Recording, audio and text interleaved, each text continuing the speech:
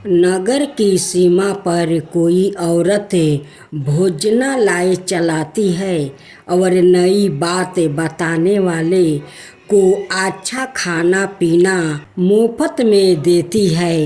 वो सोचने लगी कि क्यों ना मैं यह बात उस औरत को जाकर बताऊं।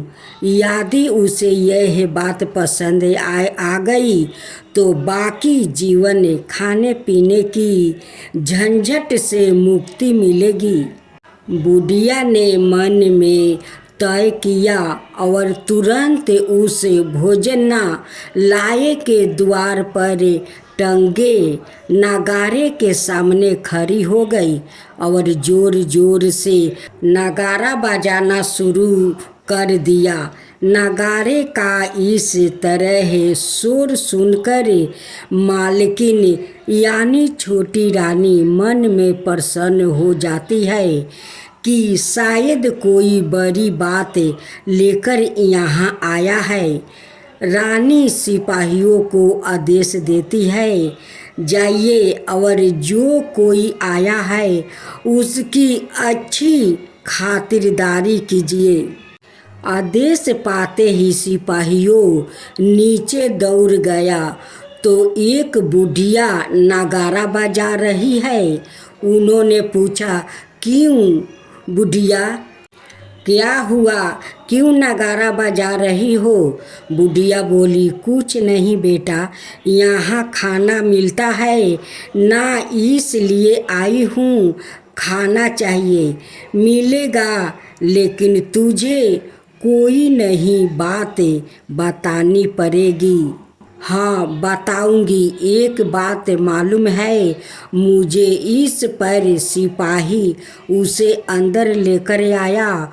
उनको मालकिन का आदेश था कि जो कोई बूढ़ा बुजुर्ग वहाँ आया उनके साथ अच्छी तरह पेश आना, उनका अच्छा आदर सत्कार करना।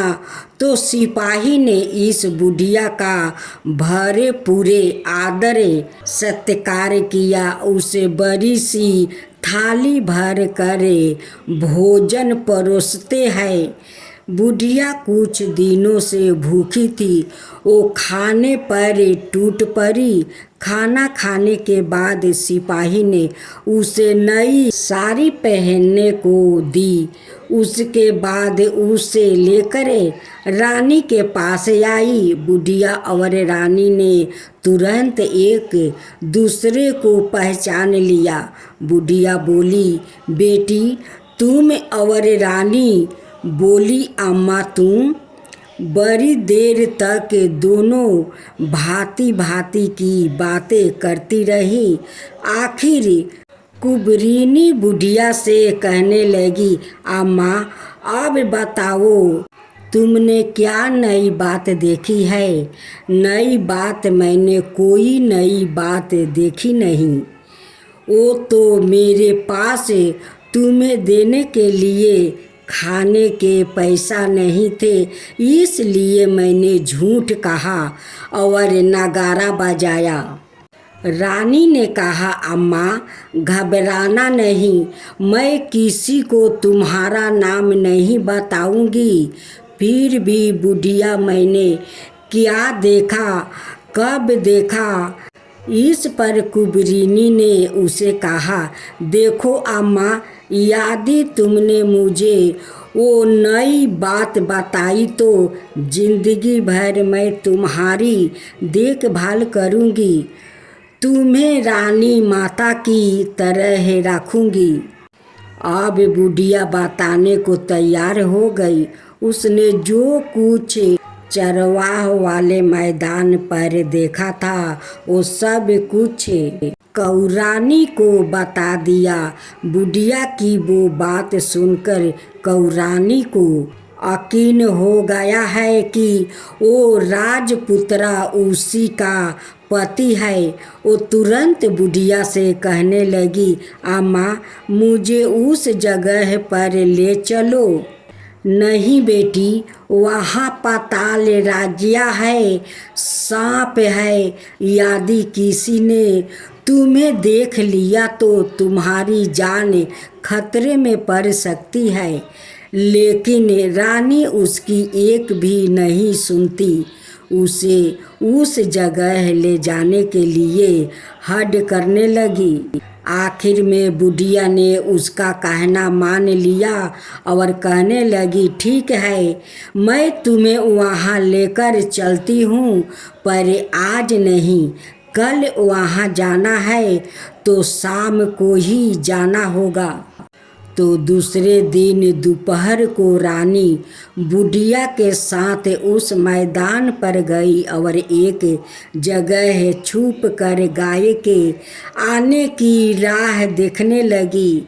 दिन ढलते ही अंधेरा घिरने लगा और गाय हमेशा की तरह वहाँ आ गई है। मैदान के उस कोने में जाकर उसने पत्थर पर सींग मारा तो झट से पत्थर हटकर वहाँ सुरंग में जाने का रास्ता खुल गया है।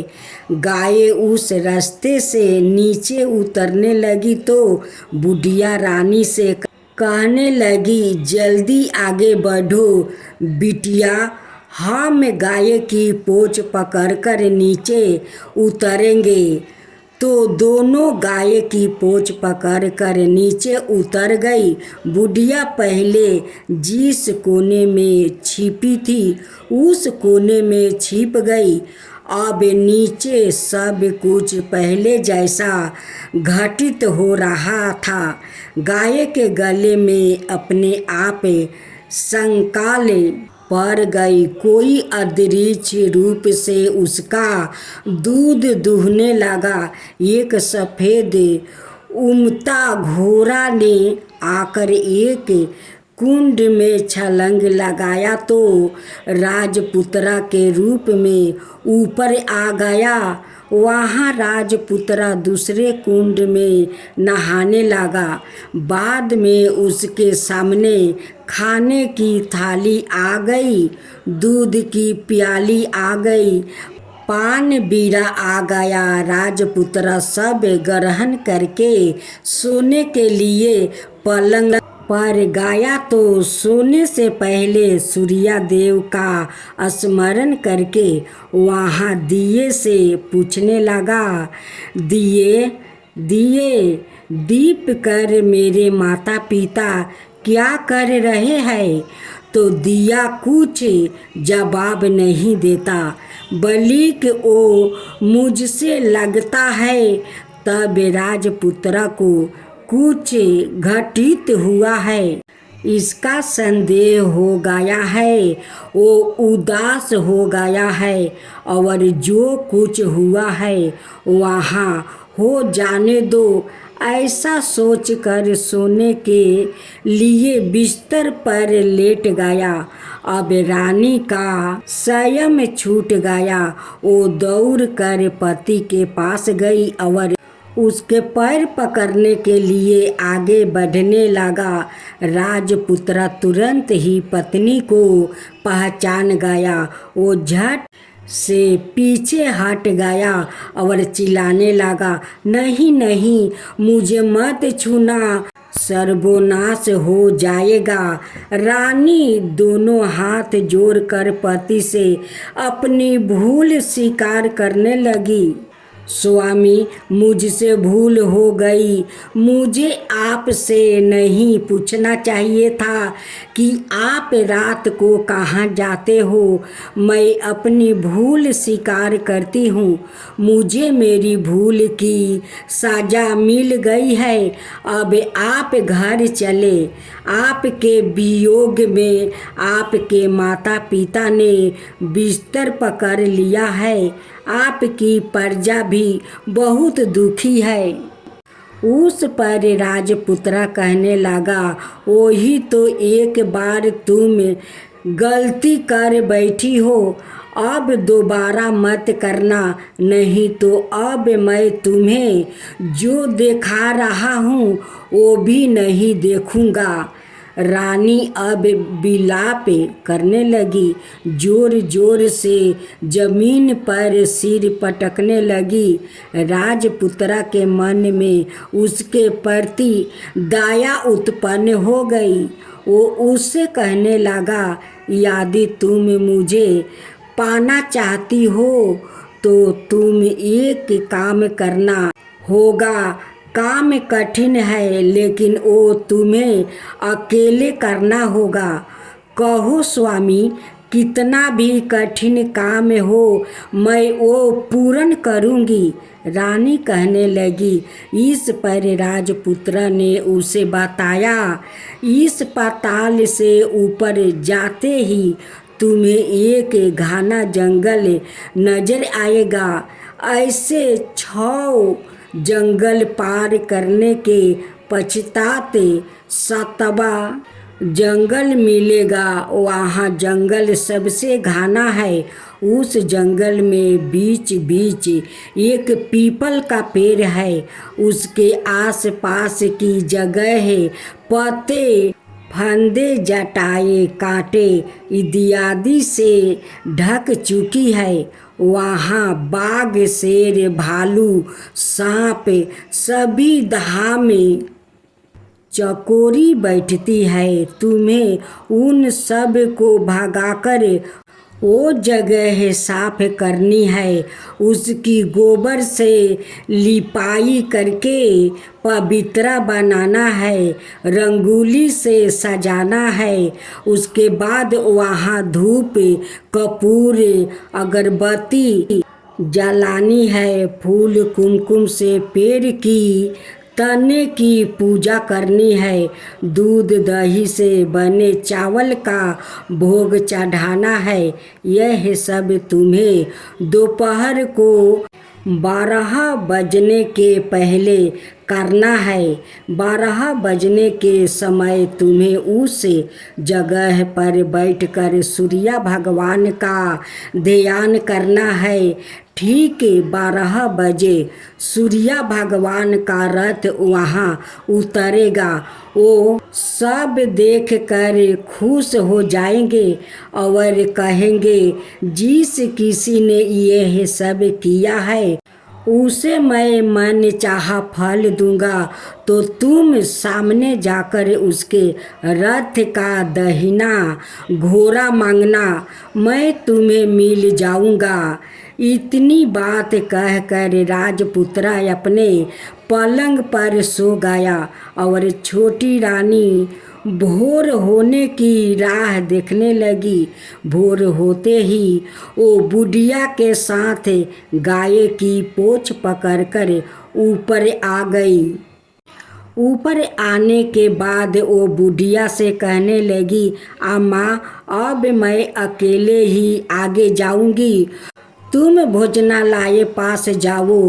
वो जंगल में जाकर राजपुत्रा की बताई जगह ढूंढने लगी और सवाए औरी से वहाँ जगह साफ कर दी।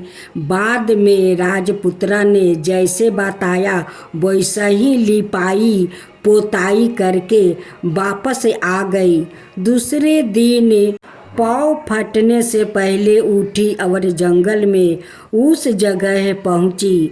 वहां जाकर इतरा गुलाब का पानी छिड़क कर वो जगह सुगंधित की धूप अगरबत्ती जलाकर उसे पवित्र किया और पूजा की। सब सामग्री वहाँ तैयार रख कर सूर्य भगवान का ध्यान करने बैठ गई। जैसे कि पति ने बताया था, दोपहर को ठीक 12 बजे सूर्य भगवान का रथ उस पीपल के पेड़ पर आकर रुका है। सूर्य भगवान ने जब रथ से नीचे देखा तो सुगंधित वातावरण देखकर वो बहुत प्रसन्न हो गए। फिर वो बोले, जिस किसी ने यह काम किया है वो यहाँ आकर आज मुझसे कुछ भी मांगे, मैं उसे दे दूँगा। रानी ने जब यह शब्द सुना है तो बिना समय गंवाए दौड़ कर उनके सामने आ गई और उनको दंडवत नमस्कार करके बोली, भगवान, ओ मैं हूँ, मैंने ही यह जगह साफ किया है। अच्छा तो तुम्हें जो चाहिए वो मांगो। भगवान, मुझे आपके रथ का दाहिना घोड़ा चाहिए। सूर्या भगवान बोले, नहीं नहीं, मैं तुम्हें और कुछ भी दे सकता हूँ, लेकिन यह घोड़ा नहीं दे सकता। मेरे रथ के 12 घोड़ा है। तुम चाहो तो कोई और घोड़ा मांग लो, लेकिन यह दाहिना घोड़ा नहीं, वो मैं तुम्हें नहीं दे सकता। छोटी रानी ने एक नहीं सुनी। वो सूर्या देव से एक ही बात कह रही थी, वो ही दाहिना घोड़ा दीजिए, नहीं तो मैं आपके पैरों में गिर कर अपनी जान दे दूंगी। अब सूर्या देव धर्म संकट में पड़ गया। उन्होंने वचन दे दिया था, अब अपने वचन से पलट भी तो नहीं सकते थे। ठीक है, दे दिया तुम्हें घोड़ा, सूर्या देव ने कहा। फिर एक बात और भी कही, देखो, मैंने तुम्हें घोड़ा तो दे दिया है, लेकिन वो तुम्हें यहाँ नहीं मिलेगा। तुम्हें उस पाताल में जाकर लाना होगा। रानी बोली, पाताल में ही क्या भगवान? मैं उन्हें पाने के लिए कहीं भी जा सकती हूँ। रानी को वचन देकर सूर्या देव अपने मार्ग चले गए और इधर रानी जंगल से अपने भोजनालय में आ गई। फिर वो बुढ़िया को लेकर उस मैदान पर आ गई। जल्दी ही शाम हो गई। शाम होते ही वहाँ वो गाय आ गई और उसने सींग मार कर सुरंग का पत्थर हटाया और नीचे उतरने लगी। रानी और बुढ़िया जल्दी जल्दी उसकी पोंछ पकड़कर नीचे उतर गई। नीचे पाताल में सब घटनाएं पहले की तरह ही घटने लगी। घोड़े का एक कुंड में नहाकर राजपुत्र बन जाना, नहा धोआकर पलंग पर जाकर बैठना, तो उसे खाने की थाली, दूध की प्याली आना, पान बिरायाना। लेकिन आज एक बात नई घटी। आज दो दो थाली, दो दो दूध की प्याली, दो दो पान बीरे उसके सामने आया। वो कुछ नहीं बोला। अपने हिस्से की थाली खाकर, दूध पीकर और पान बीरा चबाकर वो सोने चला गया और हमेशा की तरह दिए से पूछने लगा, दिए दिए दीप कर मेरे माता पिता क्या करते हैं? दिए ने बताया, वो दोनों तुम्हारे शोक में मरने की स्थिति में पहुंच गया है। ऐसे झट से उसकी आंखें से आंसू टपकने लगे। फिर वो पूछने लगा, दिए दिए दीप कर मेरा राज्य कौन चला रहा है? तुम्हारा राज्य प्रधान चला रहा है और वो सब कुछ हड़प चुका है। वो प्रजा पर बहुत अत्याचार कर रहा है। सुनकर राजपुत्र को बहुत गुस्सा आया। वो गुस्से से अपनी मिट्टी भिजाने लगा। अब वो पूछने लगा, दिए दिए दीप कर मेरी पत्नी क्या कर रही है? अब दिया कुछ नहीं बोला, चुप रहा। अब रानी का संयम जवाब दे गया, वो दौड़ कर पति के गले लग गई। अब मैं तुम्हें मिल गया। राजपुत्र कहने लगा, सच कहते हो? अब आप फिर से घोड़ा तो नहीं बनोगे? नहीं, दोबारा घोड़ा नहीं बनूंगा। मैं तुमने जो इतने सारे कष्ट उठाया है मुझे पाने के लिए, इसलिए सूर्यदेव ने मुझे सदा के लिए घोड़े के जन्म से मुक्त कर दिया है। राजपुत्र ने बड़े प्यार से कहा और उसे गले लगाया, उसके आंसू पोंछे। कुछ देर पश्चात भोर हो गई तो गाय की श्रृंखला टूट कर वहाँ ऊपर भूलक जाने लगी। रानी राजपुत्र और बुढ़िया उसकी पोंछ पकड़कर ऊपर आ गई। ऊपर आने पर वो सीधे भोजनालय पहुंचा। वहाँ का सब सामान लोग में बांट दिया और उसको ताला लगाकर अपने राज्य में लौट गया। राजपुत्र वापस आता है और उसके तेवर देख कर प्रधान घबरा गया। राजपुत्र ने उसे बंदी बनाकर कैद खाने में डाल दिया और राज्य की बागडोर अपने हाथ में ले लिया। उसके बाद वो अपने माता पिता को मिलने उनके महल में गया। तब राजपुत्र क्या देखता है कि उसके माता पिता उसके शोक में अस्थित मंजीर बने हुए हैं। पुत्र को वापस आया देखकर मरणासन राजा रानी की आंखों से टप टप आंसू बहने लगे।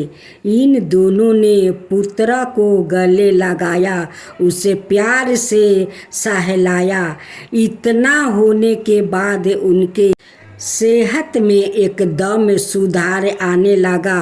वो अब बिस्तर से उठकर बैठ गया है, पुत्र को आशीर्वाद देने लगे। राजपुत्र के आने की खबर तुरंत राज्य भर में फैल गई। प्रजा खुशी से फूलनी समाई।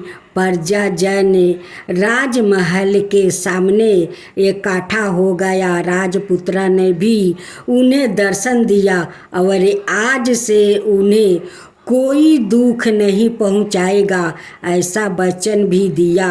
अब राजा अपने पुत्र का राज्य अभिषेक करके उसे सिंहासन पर बैठाता है और बहू को महारानी का दर्जा देता है और सवाई अपनी पत्नी के साथ ईश्वर स्मरण करते खुशी से दिन बिताता है। महाराजा बना राजपुत्र अच्छी तरह से राज्य चलाने लगा और अपनी पत्नी के साथ सुख शांति से जीवन बिताने लगा। उस बुढ़िया को रानी ने अपने ही पास रख लिया, उसकी अच्छी तरह से देखभाल करने लगी।